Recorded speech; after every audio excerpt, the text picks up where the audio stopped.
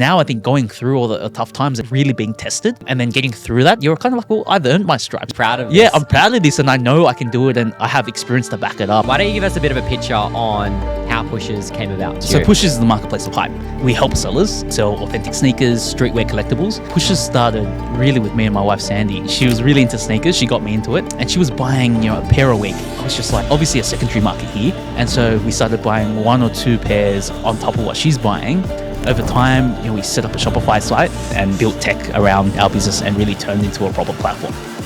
The way I think about business is it's like playing poker, right? Like every hand's different. You got to play your hand based on what you dealt. What do you think are some of the biggest mistakes other brands make? Not experimenting, not taking risk, being too safe. We're pushing out a lot of AI generated content. The speed of just getting stuff out, it's a lot more efficient. A lot of these step changes kind of happen when you kind of take a risk. You sometimes have to go against the data. Justin, excited to have you on. Thanks for having me. I've known you and your partner Sandy for quite some time now. We have overlapping investors with 1013. You've been a very early user of Instant, but I think we've just been super close. From a founder's perspective, we've shared the journey along the way. You're obviously a startup that so many other startups look up to, and I think that are very well known in Australia at this point. And excited to cover that today. Maybe diving straight into it. Why don't you give us a bit of a picture on how Pushas came about? Yeah, so Pushas started really with me and my wife Sandy. We were really, I'll give the credit to Sandy.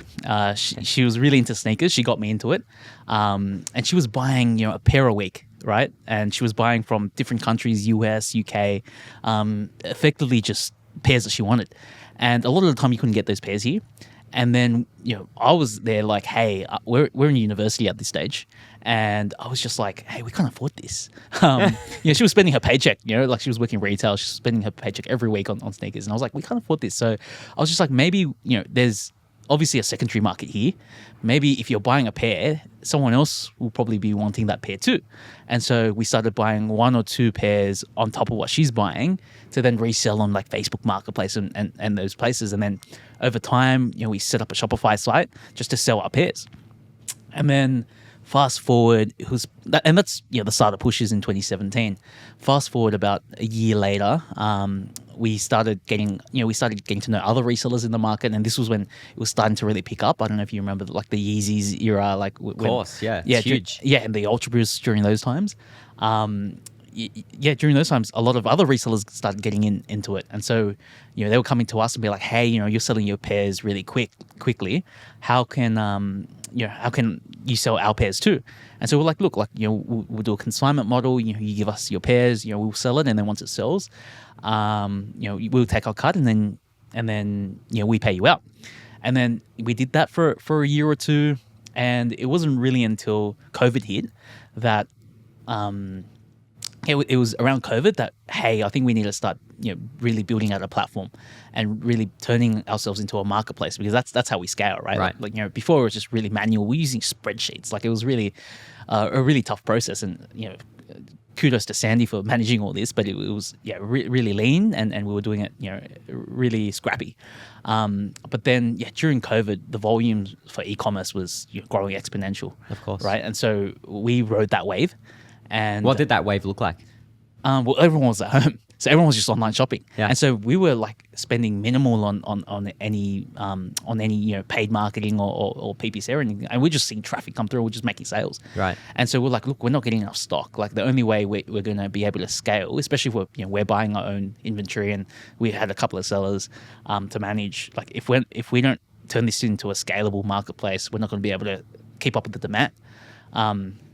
And we're only doing maybe like 6 figures a year then of turnover, but it was still a lot to manage. And so it was during that time that we're like, okay, well, the only way to do this is we got to raise a bit of money and figure out how to scale this. And that's when we actually raised our round and built tech around our business and really turned into a proper platform. How big was the round, and what kind of made the decision? Why raise? I mean, it's a huge debate between so many founders, particularly selling directly to consumers, right? Whether you should raise or not. But I feel like Pushas has a unique story where it's more than just the D2C business. There's huge platform behind it as well, right? Yeah, so I think for us, like we wanted to be a scalable tech company, right? Like, so for us, we needed engineers, and engineers aren't, as you know, especially you, engineers aren't cheap.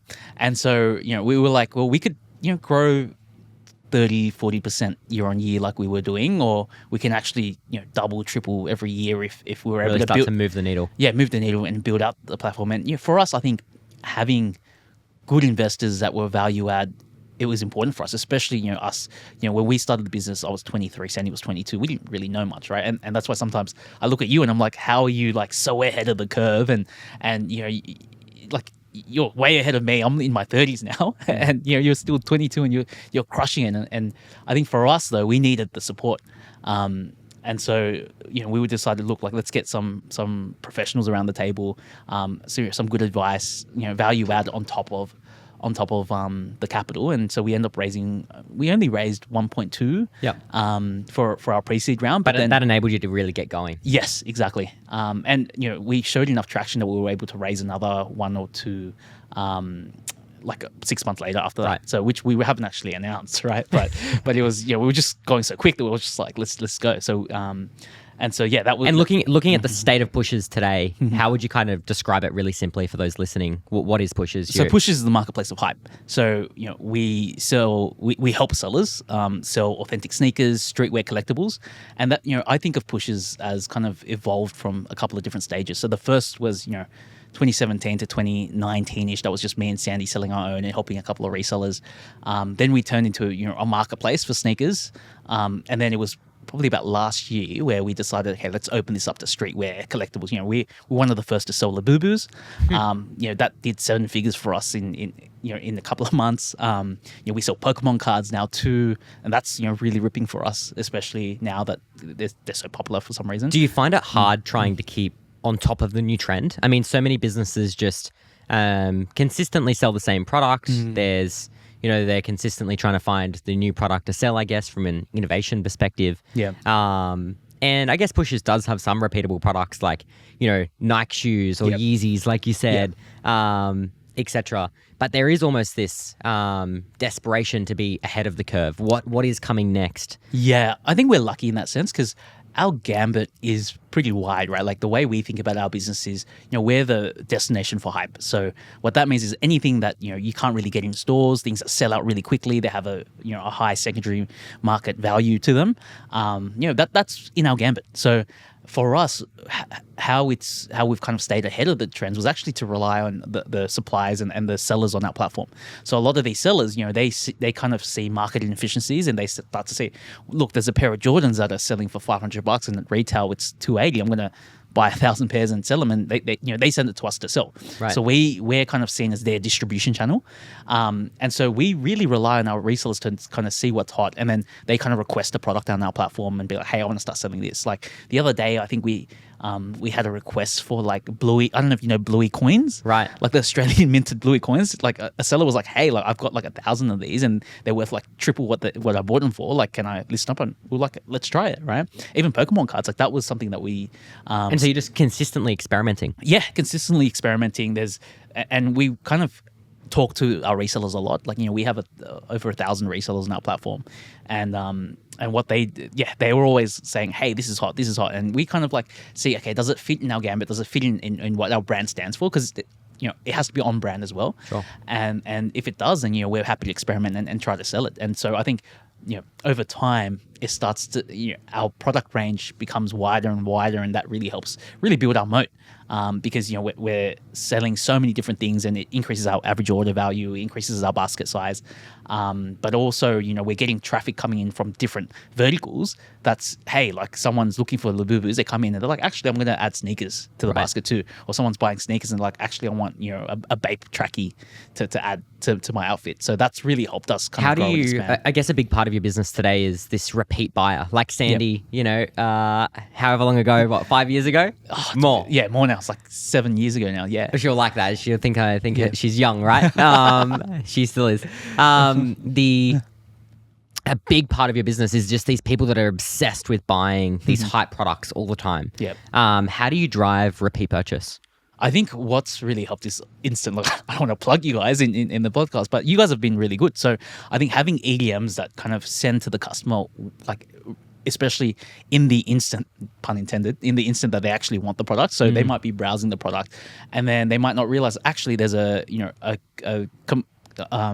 complementary product that might be what they like, and especially with the AI that instant uses, that's really helped. Like the fact that I think it was actually Simon Beard, right? He was telling me he was on our site and was looking for running shoes, and he got the running shoes. Then he got an EDM like in the next couple of hours to get something else, and he was like, "Wow, this is awesome!" Yeah. And so we increased our basket size with him. Yeah. And so I remember Simon Beard. I jumped on a call with him after that, and he was like, "Show me how this instant thing works," because I was on a call with him. Yeah. And Simon, founder of Culture Kings, has obviously been in the hype world forever. Yeah, and he's exit 600 mil, like insane, right? Crazy. For an Australian, yeah. And he just didn't believe it, and he landed on Push's website. He added an item to the cart, and he got this perfectly crisp email that took into account the product description, etc.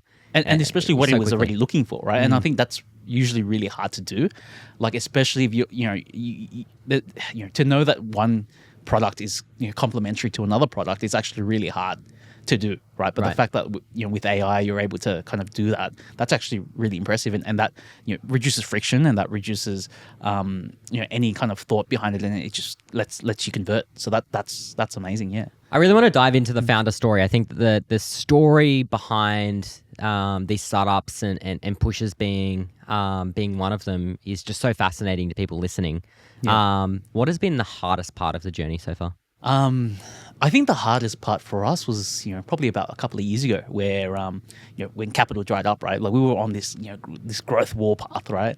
And capital dried up, and I think, unless you were in AI, it was really hard to raise capital, and we had to then like reconfigure the business and figure out, okay, how do we actually become profitable? Sure. And I think that was hard, but it was looking back, it was actually a great learning curve, and I think everything happens for a reason. Like I think the fact now that we can run a profitable business that's still growing, like that's really great for us, and it really forced us to kind of think outside the box and jump into new verticals. Really understand our unit economics, understand our contribution margin, and understand how do you most profitably acquire a customer. What would you say that was the hardest decision to make in transitioning the business from being super reliable on capital from investors to reliable on just your own revenue? I think the hardest thing is like lifting up your prices. Like that's a big one, right? Like I think you always think to yourself, okay, with competitors, they have lower fees. Like, how are you going to have a better value proposition than your competitors? Would customers even pay if you're having higher prices, right? And I think because we've always been, we see ourselves as the underdog, especially because there's so many other bigger players that are trying to do what we do. We had to really focus on our value proposition, right? And I think for us, it was the fact that I think we're extremely focused on our sellers and really serving them. I think a lot of the other platforms that exist out there, I think, they might have history, or they may have been around for a long time, or they might have a lot of products. But I think for us, what we really tried to do is really focus on that seller and focus on, okay, what are the things that we need to build out for the seller so that, number one, they get liquidity, so the time from when they're purchasing their investment and then they're selling their investment, that time reduces over time, so that they can effectively get return on their capital, right? And so their compound growth rate is as fast as possible. Like I think they're running a business too, and it's being able to serve them and understanding really what the core drivers are for their behavior, right? Which is like fast sell through, which is like kind of focusing on core kind of products that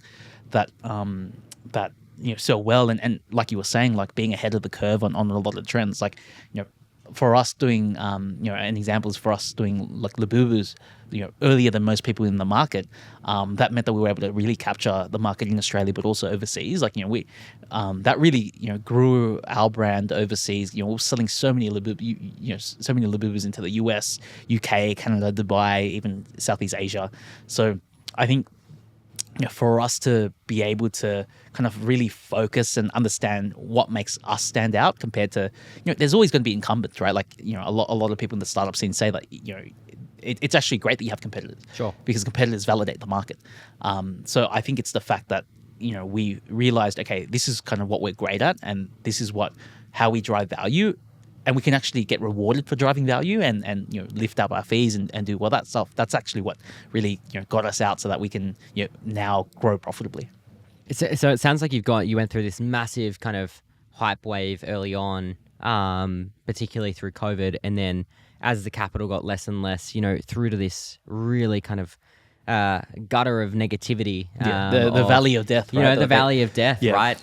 Is this something I truly believe in? Yeah. Is this something I want to keep doing? Can we get out of this hole?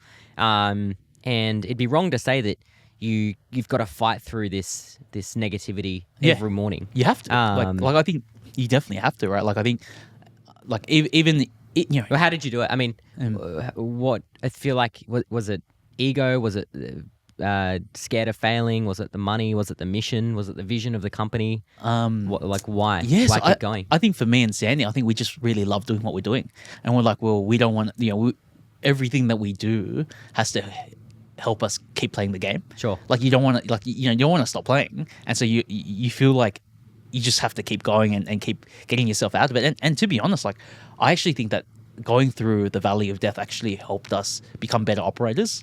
I think when things are good, you kind of just like you're kind of just like riding the wave, and you're kind of like letting the business take you, right?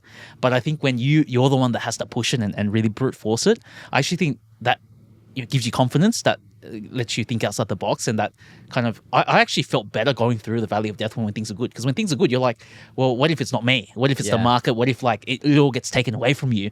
Well, you stop thinking about things deeply. Yeah, you're just like, oh, everything's sweet. You throw money at the problem. Month, exactly. You go into your finance meeting. Oh, everything's sweet. We're having a great month. We don't need to chat about this. We'll talk about it next month. Exactly. But when like you need to be the one pushing it and pushing your team, and when they're feeling a bit more negative, you have to kind of like rally them up. Like that's actually when I think that your skills are built. Like that's actually when I think, like now I feel like I remember talking to you years ago, and I was like, I get a lot of imposter syndrome, right? Because me and Sandy, we're in our 20s, we're doing 8 figures turnover, and I feel like I was kind of like, I had so much imposter syndrome. But now I think going through all the tough times and really really being tested, and then getting through that, you're kind of like, well, I've earned my stripes. Yeah. Right? Now I'm actually proud of this. Yeah, I'm proud of this, and I know I can do it, and I have experience to back it up, and like I earned these 8 figures. You become, I feel like in my case, I become so much more excited about the business. Yes, exactly. Right after whenever we go through these valley of death kind of moments. Yeah.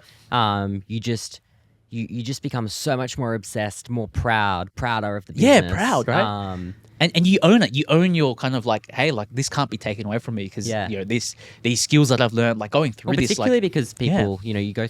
It's not just the negativity in these moments. I mean, it's all the investors that doubt you. It's all the people around you that doubt you. You're even your own mindset that doubts yourself. Yeah. And when you get through it, you're like, oh wow, this is. And you see the numbers like improve, and you're just like, wow, like I can do this. What was that aha moment where you went from being in this valley of death kind of moment to figuring out, no, this is something that is truly incredible? When was that moment? Yeah, so I think this was probably, I'd say it would probably be like 12 months or so ago, where... so pretty recently. Yeah, pretty recently, I would say. Like, I think, like, for us, like, we went through, like, probably, like, a year. So that end of 2023 to, like, 2024 was probably, like, the valley of death for us, right? And I think during that time, I think we were like, whoa, crap, like, how do we grow this with no capital? And we were like, how do we do this? But I think what happened was we were like, well, actually, if, like... And especially when you're like burning capital, you're like, do I have a real business here, right? You're burning 6 figures a month or whatever, or more, and so you're just like, can this be a real business? Even though you're growing your top line, but you're just like, well, when do I see the money coming in? Sure. And then it's not until you kind of really really put your head down and improve your unit economics and improve your contribution margin, and you start making money, you start seeing positive like contribution margin, you're like, every order I'm making money, and then you're like, wow, like this is like the Shopify or the Stripe ding start becoming a positive thing rather than a negative thing, right? Then you're like, oh, like, and every month you're starting to make money and you're starting to see positive months, and I think that's what kind of pushes you to be like, well, actually now I can use that to reinvest, right? Do you wish you had that mindset from the very start? I think, Or you don't think you'd be where you are today without kind of going through that yeah, phase? look, I think things happen for a reason. Like, I think my journey and Sandy's journey, I think, Like if you were to say to another founder starting a business Yeah. today, would you say focus on profitability, focus on this margin from day one? I think today, yes, but then I think back then it was the right decision then, right? Right. So like back then, capital was cheaper, rates were low, Sure. and so every investor was pushing you to grow, at all costs. So I think back then that decision was right, but now I think obviously it's changed, and so and I think for me, like the way I think about it is that like things happen for a reason. Like you kind of have to go through those moments to kind of really understand why, and maybe when. Say if inflation goes down, I don't know if it ever will, but say if inflation goes down and rates kind of drop again, like, we might have to go back to, adjusting your levers and growing, 4 or 5x a year again, right? So Sure, yeah. it really depends on, the way I think about business is, like what, and it's probably overdone now, but it's like playing poker, right? Like every hand's different and you got to play your hand based on kind of what you dealt. Yep. And so for us, I'm glad we kind of did it the way that we did and the learnings that came along with it. But also now you're being so kind of on top of it, you kind of see, you kind of understand it more. And so when you understand it more, you kind of are more fluid in how you kind of operate and you know kind of what to do more. So I think one of the biggest things whenever I travel over to the US is brands over there just have this obsession with experimentation. Whether it's a really large brand, a really small brand, compared to say brands here in Australia, they just have this obsession with experimentation. Whether it's a new tool or a new way of working or a new strategy, a new marketing strategy, a new channel, they're just always experimenting to be the best. I feel like that's something that Pushas has kind of ran this philosophy through the entirety of the business journey. And that's something you mentioned before. We're just experimenting all the time. How do you approach experimentation, on the day to day? So I think because I think you've got to be really purposeful about it. Otherwise, you just get trapped down in process. Yes, definitely. So I think for us, like, we try to stay as lean as possible. Right. That's the first thing, right? Because if you have too many layers of management, I think your team starts to not want to experiment because it then becomes like, how do I keep my job rather than actually like, how do I, try and fail, right? Because as you know, like a lot of experimentation is actually probably 80% is failure. And then you get the 20% that hits and that gives you your 10x power law return, right? So I think for us, it's really just allowing the team to do that and giving them room to do that. And then I think it's also founder driven. Like I think if, like for me, like, every time there's a new tool that comes out or every time there's something there, I'm always like, I'll try it. And I'm happy to see where it goes. And if it fails, okay, we lost 2 weeks of our time. But if it does well, like what with Instant, like that can really, provide a step change for your business and really help, drive growth. So what do you think? What do you think have been some of those step changes that you have implemented in the business outside of Instant?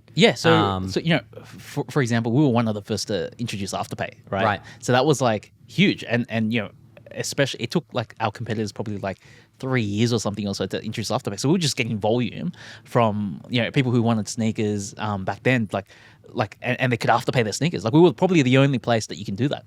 That was one, right? And that drove a lot of volume. I think like the other thing that we kind of did was that we really pushed on like socials, right? Like I think this was before socials. Being socials first was a big thing. Like when we were doing it, like I think most brands weren't even on socials. And so we were really pushing socials content.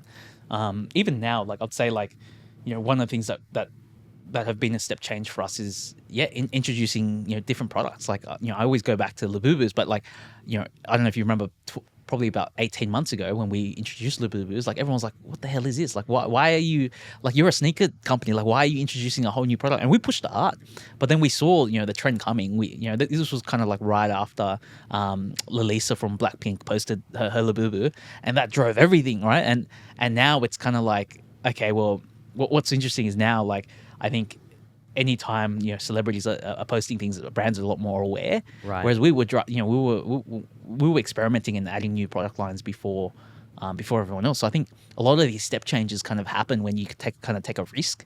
If you don't take a risk, it's kind of like you stay stagnant, and then when you're stagnant, it's you kind of fall off. Like a lot of the time, I think like your job as a founder is really to keep taking risks and keep experimenting. We've been around for a while, but I think for us anyway, like even now, Do you like think that's a big part of your job today? Is to yeah, it's just taking risk and like learning from failure. Like today, like we're pushing into the US, into the UK, Canada, Dubai, Southeast Asia, and really I don't know much about these markets, but I'm there to learn. I'm there to experiment, try new stuff, new things like with market, different marketing messages, different product angles. Like how do we push into these markets that somewhat have a competitor there, and how do we win that market? And it's gone well for us because we continue to experiment, and we even now, like I'm always thinking about what's next for us, right? Like you kind of have to look like 2-3 years ahead. You can't just be like, okay, I'm happy with the business now. You got to keep kind of pushing at it. If you look at the experimentation piece, what do you think are a couple of the marketing strategies that have worked really well? Yeah, so let me think about this. We do so much, but like one thing that have worked really well for us, on the topic of AI, like we're pushing out a lot of AI generated content. Okay, how's that going? Yeah, and that's gone really well. Like like we can like crazy Seeing better results. Yeah, exactly. And really we mix like our product marketing with AI, and it's done really well because the speed of just getting stuff out.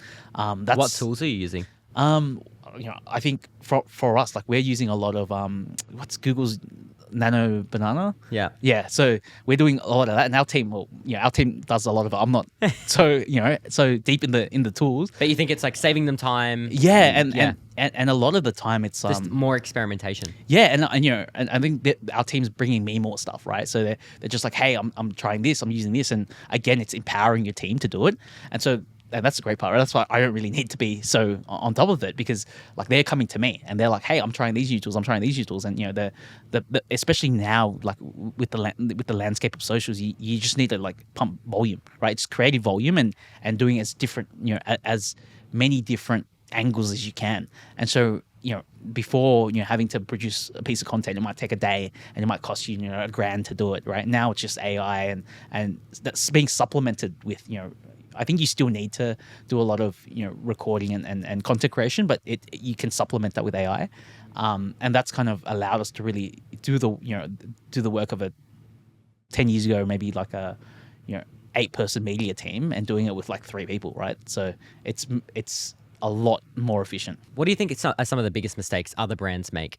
Well, I guess it's the inverse of what everything I'm saying, right? Like not experimenting, not taking risk. Being like too safe with their product, their brand, and not allowing their brand to grow. And I think a lot of the time as well, like, creating an environment for their team where they're not, they don't feel safe to experiment, right? So in doing that, you kind of like stifle the team, and they feel like they're not allowed to take risk, and then you end up kind of plateauing, and that's how you die. So, while we're on the topic about mistakes then and pushes, what do you think has been the biggest fuck up along the way of your journey? So many. Far? Like there's so many fuck ups. Where do I start? I'm always. But I think people find that most interesting. Yeah. I'm always fucking up. I'd say. Let me think. I'm saying. I think for me, the biggest fuck up I've had, which sounds really weird, was like not trusting my gut. Like I think as a founder, right? Like I'm sure sometimes you have no data to back up what you're thinking, right? You're like, I think we should do this, and you have no data. You like, it's kind of chicken and egg, right? It's like, well, if we haven't done it before, how can I get the data to then prove that we can do it? Sure. And so I think my biggest fuck up actually was like not trusting in our gut. Is there a particular moment that you can pinpoint? Okay, an example, right? An example of a fuck up is that, like, I think for us, like, I was thinking like, hey, like, we should kind of go global, right? But then go global from kind of like as lean as possible, and go global from Australia, right? Right. And so I think the biggest fuck up for us was like, I kind of knew that the answer was that we needed to just try as many countries and just be as lean as possible, and not set up fulfillment in each country as we grew. Because I thought to myself, I'm like, I actually think there's a way to do this where we can be lean and we don't have to physically have a presence there yet, until that market matures a bit and we're doing like steady volume, then we kind of go there, right? But I think that was kind of my gut instincts, but I couldn't, like, I could have proved it, but like it's a bit hard to prove because, as you know, like when you're in a startup, like time is your most valuable currency, right? So if I chose to kind of like do that and I waste 6 months and I could have, the inverse could have been true where I could have not set up the warehouse and you wasted like 6 months of time and you waste all this growth. And so I think what we ended up doing wrong was that I was kind of like, I didn't have conviction in my own views. And so what I ended up doing was I'm like, you know what, like this looks like it's probably the best way to do it, which is like set up a proper warehouse, hire staff there and then kind of enter the market there that way. And even though we did well, we realized that actually like you're burning, so much a month just to kind of get that right. And your J curve, you need to get, your growth there so that it can effectively finance itself. That kind of took longer than I kind of thought. Yep. And I think for me, I was kind of like, fuck, I should have just listened to my gut. But like, I feel like sometimes like you feel like the right way to do it is like kind of what conventionally is correct. Sure. And so, is there a moment where listening to your gut has really paid off? Yeah, all the time. Like, like doing Labubus, right? Like, I was just like, this is the most like, I just felt like it was the right thing, right? And right now, like another thing that is paying off now, a more contemporary example is probably like pushing streetwear. Right. So I think like streetwear was a vertical that I think a lot of people are like, oh, streetwear's dead, like no one's really doing it. But then the fact that no one's doing it, we're pushing a lot of like Bape, for example, right? Bape is huge in the US right now. And we're one of the marketplaces that have the breadth of Bape on our platform. And that's been doing well for us. And I think if you look at the data, you're like, well, streetwear there's not much there, but it's like even if it's on, and I actually got this advice from Tim Fung, the founder of Airtasker. Even if markets are declining, if it's a high base, you can still win it, which means that like he uses the example of using out of home, and so if you're doing out of home marketing like like billboards or radio or TV, like even though that might be declining to socials, if you still do that well, you might actually still leverage that and it might still move the needle for you. So I think it's I think it's the fact that like you sometimes have to go against the data.